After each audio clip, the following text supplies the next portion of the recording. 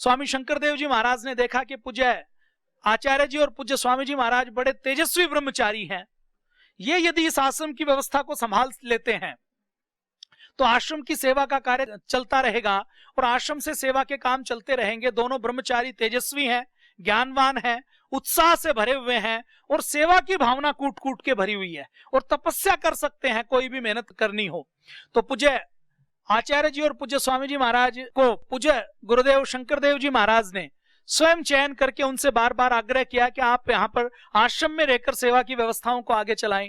और जब पूज्य स्वामी जी महाराज और पूज्य आचार्य जी ने आश्रम में रहना शुरू किया तो उस समय आश्रम में भोजन की कोई गारंटी नहीं, आटा नहीं, दाल नहीं, चावल नहीं, खुद आटा मांग के ले आओ, दाल चावल मांग के ले आओ तो अपने लिए भी बना लो और गुरुदेव की सेवा भी कर दो। तो ऐसी स्थिति थी। तो उस समय पूज्य आचार्य जी पूज्य स्वामी जी महाराज यज्ञ हवन करवाने के लिए जाते थे।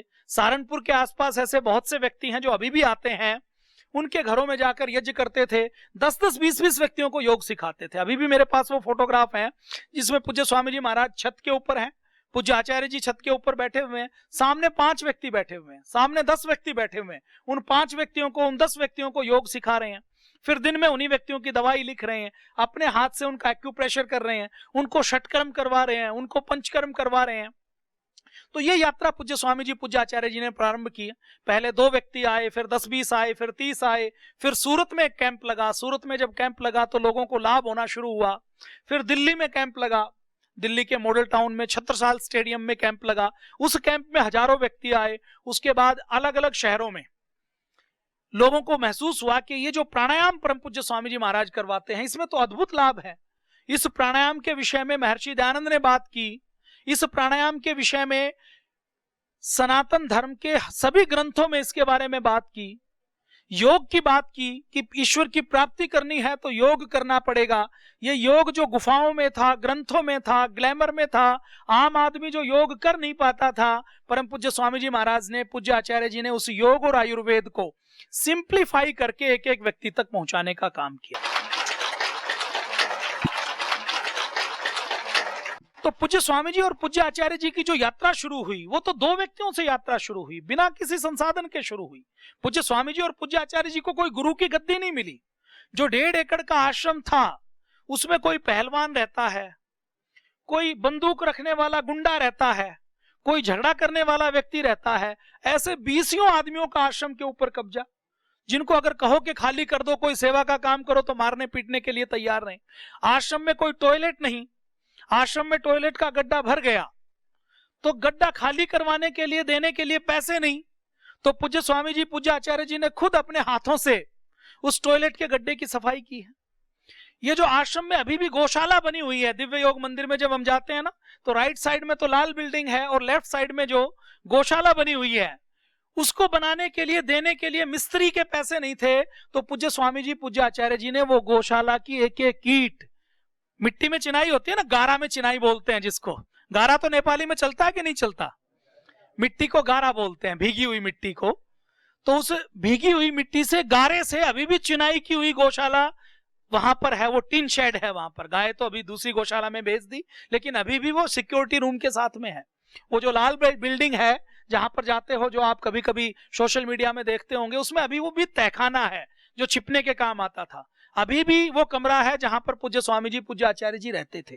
तो ये यात्रा शून्य से शुरू हुई।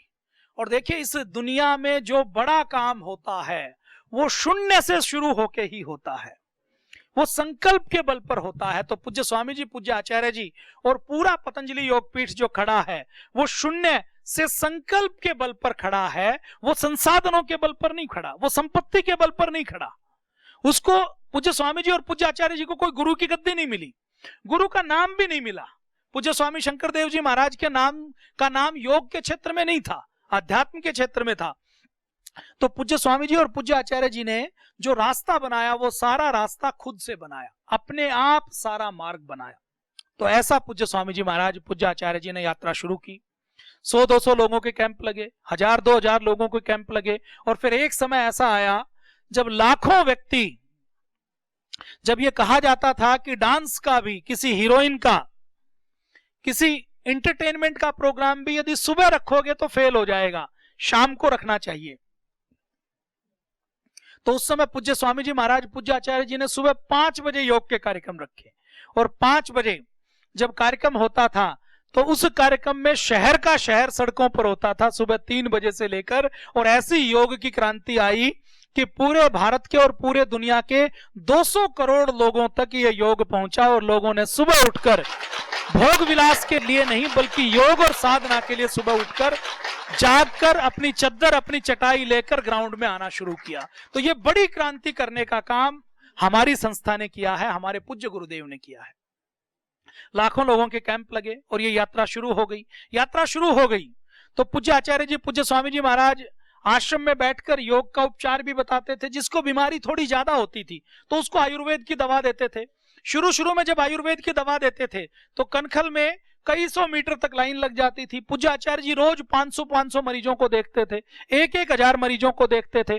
अपने हाथ से कूट के रात को दवाई बनाते थे, सुबह उसकी पुड़िया बनाकर उस पुड़िया को रोगी व्यक्तियों को निःशुल्क देते थे।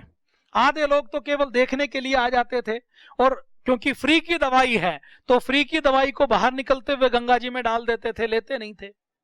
और फिर जब लोगों की संख्या बढ़ी तो ये हुआ कि अब हम हाथ से दवाई नहीं बना सकते, हाथ से कितनी दवाई घोटेंगे, कितनी दवाई कूटेंगे। तो फिर ये व्यवस्था हुई कि हमें अपनी औषध निर्माणशाला बनानी चाहिए। तो औषधियां बनानी शुरू की। कुछ लोगों को रखा टेबलेट बनाने के लिए, चूर्ण चटनी बनाने के लिए, अवले मुरब्बा बनाने के लिए, भस्म बनाने के लिए। जब यह हुआ कि इनसे भी काम नहीं चलता तो दिव्य फार्मेसी के नाम से एक संस्था बनाई गई, एक फैक्ट्री लगाई गई जहां पर औषधियों के निर्माण का काम होता था।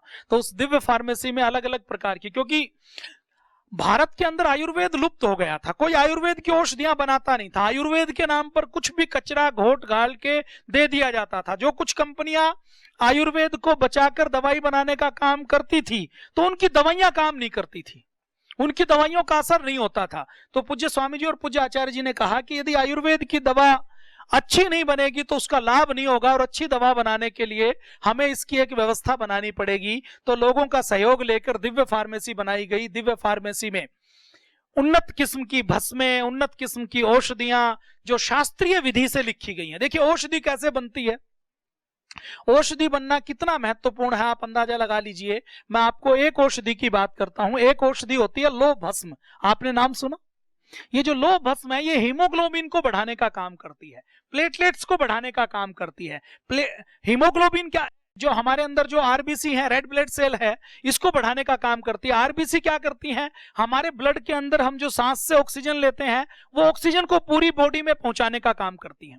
तो ये जो आरबीसी बढ़ाने का काम, हीमोग्लोबिन बढ़ाने का काम, खून बढ़ाने का काम लौह भस्म करती है। अब ये लौह भस्म कैसे बनती है? लौह भस्म आप लोहे का चूरा कर दें, ग्राइंडर के पास लोहे का चूरा इकट्ठा हो जाता है ना, कैंची लगाने वाला आता है तो देखते हैं ना कि उसके नीचे लोहे का चूरा आ जाता है। लेकिन वो लोहे का चूरा आप खा लोगे तो क्या होगा? मर जाओगे। क्यों? क्योंकि बॉडी उसको बाहर नहीं निकाल सकती, वो सेल्स के अंदर जा नहीं सकता। तो वो लोहे का चूरा नहीं खाया जा सकता। तो हमारे शास्त्रों में क्या बताया कि इस लोहे के चूरे को भी खाने योग्य बनाना है। तो लोहे के चूरे को खाने योग्य बनाना है तो लोहे के चूरे को गर्म करो, फिर गोमूत्र में ठंडा करो, फिर उसकी घुटाई करो, फिर गर्म करो, फिर उसकी घुटाई करो, पिसाई करो जिससे वो और बारीक हो जाए, फिर उसको एलोवेरा के पानी में भिगो, फिर उसको गर्म करो, फिर उसको घुटाई करो, फिर उसको उड़द की दाल के पानी में भिगो, फिर उसको गर्म करो, फिर उसकी घुटाई करो। ऐसे जब तक 20-30 बार नहीं करते तब तक वो लोहा खाने योग्य नहीं होता। अब जिसको आयुर्वेद से कमाई करनी है वो 50 बार गर्म करेगा, 50 बार ठंडा करेगा, या लोहे का कहीं से भी चूरा लाके एक बार गर्म करके ठंडा करके दे देगा। अब वो एक बार गर्म करके ठंडा करके दे दिया तो वो किडनी फेल करने का काम करेगा। लेकिन यदि ठीक तरीके से बना हुआ है तो शरीर के अंदर वो बीमारी को दूर करने का काम करेगा। जो एलोपैथी की सिंथेटिक दवा नहीं कर सकती वो आयुर्वेद की दवा करने का काम करेगी। ठीक है या नहीं है? तो ऐसे शास्त्रीय विधि से दवाई बनाने का काम हमारी संस्था, हमारी पतंजलि योगपीठ ने शुरू किया। दिव्य फार्मेसी नाम की संस्था बनाई। दिव्य फार्मेसी से पहले पूज्य स्वामी जी महाराज ने, पूज्य आचार्य जी ने जब ये योग की क्रांति शुरू की तो हमारा जो सबसे पहला ट्रस्ट बना वो बना दिव्य योग मंदिर ट्रस्ट। तो दिव्य योग मंदिर ट्रस्ट हमारा पहला संस्थान बना। उसका रजिस्ट्रेशन कब हुआ? 1995 में हुआ। 1995 में दिव्य योग मंदिर ट्रस्ट बनाया। उसके बाद ये योग की क्रांति, ये योग का प्रचार, आयुर्वेद का प्रचार प्रसार शुरू किया। अब दिव्य योग मंदिर बनाने के बाद काम शुरू किया तो दिव्य योग मंदिर ट्रस्ट की जो जगह 1.5 एकड़ थी वो छोटी पड़ गई, उससे सारा काम नहीं हो सकता। तो उसके बाद दूसरा एक बड़ा ट्रस्ट बनाया गया कि अब हमें पूरे देश व दुनिया में काम करना है, तो महर्षि पतंजलि के नाम से पतंजलि योगपीठ ट्रस्ट बनाया गया 2006 में। पतंजलि योगपीठ ट्रस्ट का 2006 में उद्घाटन हुआ। जो आज आप पतंजलि योगपीठ देखते हैं ना रुड़की के रोड पर, वो पतंजलि योगपीठ ट्रस्ट एक बड़ा ट्रस्ट बनाया गया। वहां पर 2006 में उसका उद्घाटन हुआ और उसमें भारत के राष्ट्रपति, उपराष्ट्रपति, भारत के लगभग 19 देशों के मुख्यमंत्री यहां पर आए। अपने भारत में एक राज्य है जो आपके पड़ोस में है, बिहार, नाम सुना? वहां पर एक लालू यादव है, एक नीतीश यादव है, और दोनों के अंदर खूब झगड़ा है। 2006 में ज्यादा बड़ा झगड़ा था क्योंकि नीतीश ने लालू को हटाकर सत्ता छीनी थी, तो दोनों एक मंच पर कहीं नहीं जाते थे। लेकिन पतंजलि योगपीठ का ऐसा मंच था जहां पर दोनों एक साथ आए थे उद्घाटन में। 19 राज्यों के मुख्यमंत्री आए और उनकी उपस्थिति में पतंजलि योगपीठ ट्रस्ट का उद्घाटन हुआ। पतंजलि योगपीठ ट्रस्ट के उद्घाटन से वहां पर उससे पहले पूज्य आचार्य जी और कुछ वैद्य देखते थे। उसके बाद वहां पर 200, 300, 400 वैद्य रखे गए। उन वैद्यों के साथ सेवा का काम शुरू किया और यह सोचा गया कि अब भारत के, नेपाल के, अलग अलग देशों के हर जिले में हम पतंजलि चिकित्सालय खोलेंगे, हर जिले में एक एक वैद्य बिठाएंगे। तो 2005-06 के बाद पतंजलि योगपीठ बना और बनने के साथ पूरी दुनिया में योग आयुर्वेद के प्रचार प्रसार का काम शुरू किया। पतंजलि योगपीठ के अंदर लाइब्रेरी बनाई गई, पतंजलि योगपीठ के अंदर वैद्यों को बिठाया गया, ईएनटी डिपार्टमेंट बनाया गया, पैथोलॉजी की लैब स्थापित की गई, अल्ट्रासाउंड स्थापित किया गया, एक्सरे स्थापित किया गया। वहां पर आयुर्वेद के अनुसार क्षार सूत्र से जो बवासीर का, पाइल्स का ऑपरेशन शुरू किया गया। वहां पर पतंजलि की का एक और संस्था बनाई गई कि केवल हम सेवा करें इससे बात नहीं बनेगी, हमें योग आयुर्वेद के ऊपर रिसर्च भी करनी पड़ेगी। तो सबसे पहले पतंजलि रिसर्च फाउंडेशन बनाया गया, फिर पतंजलि रिसर्च इंस्टीट्यूट बनाया गया। और जब ये देखा कि भारत और नेपाल और पूरी दुनिया गांवों में रहती है, तो गांवों का स्वावलंबन करने के लिए एक और ट्रस्ट बनाया गया, पतंजलि ग्रामोद्योग ट्रस्ट। 2009 के आसपास भारत के अंदर, अब तक मैंने कितने ट्रस्टों का नाम बताया, लिख लीजिए एक बार। दिव्य योग मंदिर ट्रस्ट, पतंजलि योगपीठ ट्रस्ट, दिव्य योग मंदिर trust, Patanjali Yogpeeth trust, Yogpeeth trust, Bharat Swabhiman trust, Patanjali ग्रामोद्योग trust, Patanjali research foundation. Patanjali Yogpeeth trust की विदेशों में भी शाखाएं खोली गई, Patanjali Yogpeeth trust Nepal, Patanjali Yogpeeth trust UK, Patanjali Yogpeeth trust USA, Patanjali Yogpeeth trust Mauritius. ऐसे अलग अलग देशों में, लगभग 35 देशों में पूज्य स्वामी जी महाराज, पूज्य आचार्य जी का जाना हुआ और वहां पर उन्होंने लोगों को जोड़कर वहां पर भी अपनी संस्था बनाई। यूके, यूएस, हमरू स्वाभिमान ट्रस्ट बनाया गया। भारत के अंदर जो गोरखाली बोलने वाले, संस्कृति वाले लोग हैं, उनके लिए, जो नेपाली मूल के लोग हैं, उनके लिए हमरू स्वाभिमान ट्रस्ट बनाया गया। ठीक है, बाकी आपको परिचय पत्र मिला, उस परिचय पत्र में सब दिया हुआ है। बोलने के बाद आप उसको एक बार पढ़ लेना तो आपको रिफ्रेश हो जाएगा। उसको इंटरनेट पर पढ़ लीजिएगा, आपको पीडीएफ उपलब्ध करवा देंगे, हाँ ऑनलाइन में भेज देंगे, आपको व्हाट्सएप पे भेज देंगे। चलिए आगे बढ़े। तो ये ट्रस्ट बनाने के बाद फिर 2005 में पूज्य स्वामी जी महाराज को लगा कि मैं तो सब जगह नहीं जा सकता, मुझे अपने जैसे लोग तैयार करने हैं। कोई और व्यक्ति होता तो वो कहता कि योग का हम पेटेंट करवाएंगे, उसकी रॉयल्टी लेंगे, जो हमारे पास आएगा केवल उसी को सिखाएंगे। लेकिन पूज्य स्वामी जी महाराज ने कहा कि मेरा उद्देश्य शिष्य बनाना नहीं है, मेरा उद्देश्य तो योद्धा बनाना है, जो बीमारियों से, बुराइयों से लड़ सकें। और 2005 में पहली बार पूज्य स्वामी जी महाराज ने आस्था टीवी पर एक स्क्रॉल चलाया कि ऐसे लोग जो दिन में 23 घंटा अपना काम करना चाहते हैं और 1 घंटा देश व समाज की सेवा करना चाहते हैं, जो खुद योग करना चाहते हैं और दूसरों को योग करवाना चाहते हैं, ऐसे लोग हरिद्वार में आए, हम उनको 11 दिन की योग टीचर्स की ट्रेनिंग देंगे। उनको योग, आसन, प्राणायाम, एक्यूप्रेशर, आहार, आयुर्वेद, खान पान, वेद, दर्शन, उपनिषद की सामान्य ट्रेनिंग देंगे। और ट्रेनिंग देने के बाद घर में वो 23 घंटा अपना काम करेगा और 1 घंटा वो खुद योग करेगा अपने घर के बाहर, किसी मंदिर में, किसी गुरुद्वारे में, किसी धर्मशाला में, किसी विद्यालय में, किसी पार्क में, किसी चौपाल में, किसी चौराहे में, घर के पास किसी सार्वजनिक स्थान पर खुद योग करेगा और दूसरों को योग करवाने का काम करेगा, जिससे हम पूरे देश को और पूरी दुनिया को स्वस्थ बना सकें।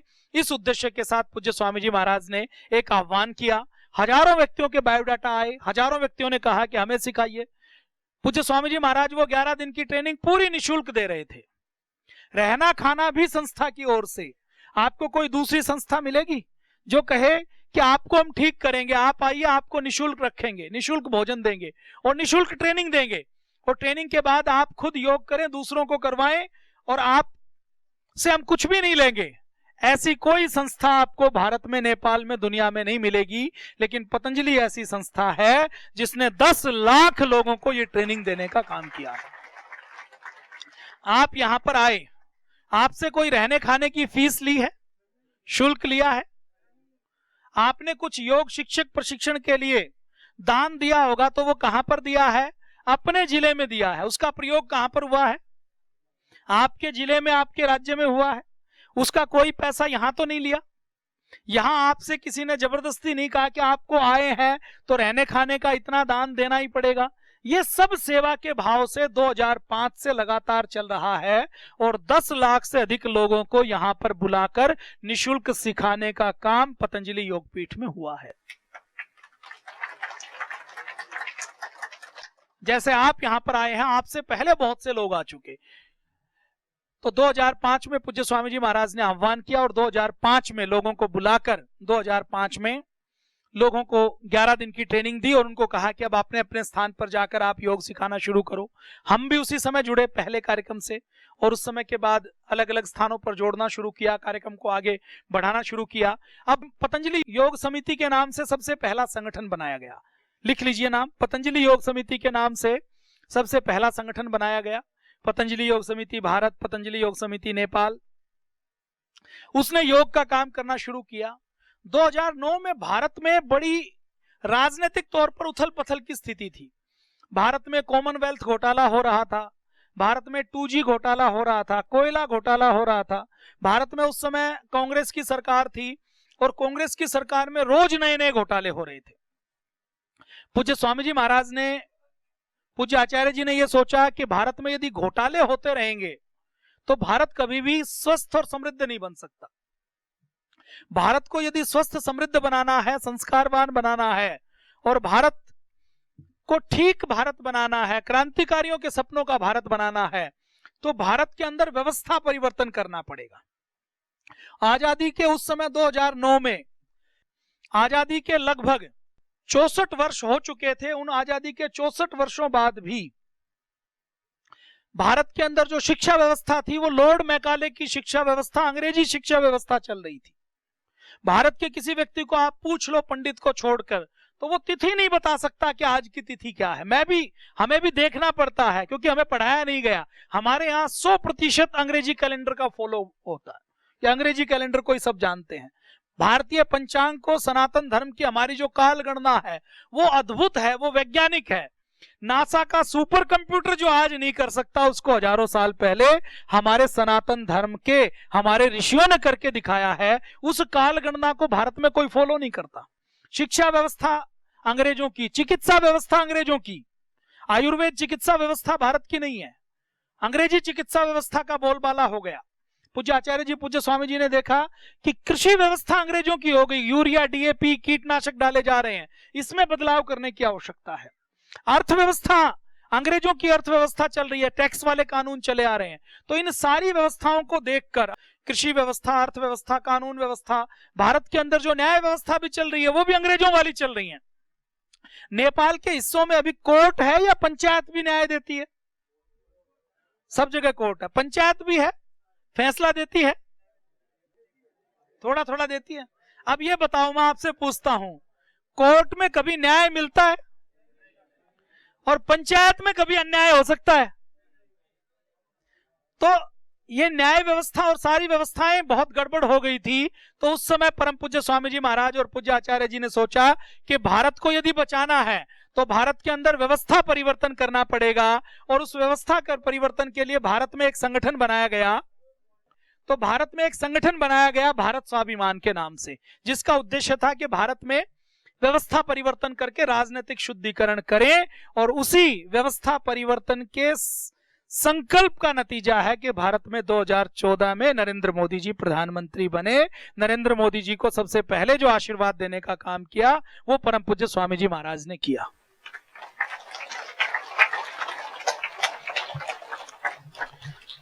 तो भारत स्वाभिमान संगठन बनाया गया। जब देखा कि भारत के अंदर आधी आबादी महिलाओं की है, तो महिला पतंजलि के नाम से अलग से संगठन बनाया गया, महिला पतंजलि योग समिति। महिला पतंजलि योग समिति के बाद जब देखा कि भारत के अंदर युवाओं की एक बड़ी आबादी है, तो युवा भारत के नाम से, युवा नेपाल के नाम से संगठन बनाया गया। जब ये देखा कि किसानों की भी एक बड़ी आबादी है जो गांवों में रहती है, किसानों को भी जोड़ना है, तो पतंजलि किसान सेवा समिति के नाम से संगठन बनाया गया। फिर हमरू स्वाभिमान के नाम से संगठन बनाया गया। सोशल मीडिया के नाम से अलग से एक संगठन बनाया गया। क्यों? क्योंकि आज जो इलेक्ट्रॉनिक मीडिया नहीं कर पाता, जो अखबार और प्रिंट मीडिया नहीं कर पाता, वो काम सोशल मीडिया करता है। तो आप सब नेपाल के भाइयों को भी सोशल मीडिया से जरूर जुड़ना है, और परम पूज्य आचार्य जी और परम पूज्य स्वामी जी महाराज की फेसबुक की, ट्विटर की, इंस्टाग्राम की पोस्ट को रोज लाइक और शेयर जरूर करना है। करना चाहिए कि नहीं करना चाहिए? अच्छे विचारों का प्रचार प्रसार तभी होगा ना। हमारे दादा गुरु क्या करते थे? जब वंदे मातरम अखबार बंगाल में नहीं छपता था, वहां से नहीं बंटना शुरू हुआ, तो दादा गुरु ने अपने पास लाके अखबार बांटा ना। और उस समय कितना खतरा था कि अखबार की एक कॉपी भी, अखबार का एक पन्ना भी किसी के घर में मिल जाए तो उसको फांसी के ऊपर चढ़ा दिया जाता था, उसको काले पानी भेज दिया जाता था। इतना मुश्किल था, लेकिन फिर भी क्रांतिकारी विचारों का प्रचार प्रसार का काम करते थे। आप सोशल मीडिया में आज कोई लाइक और शेयर करें, कोई आपको जेल में डालने वाला है क्या?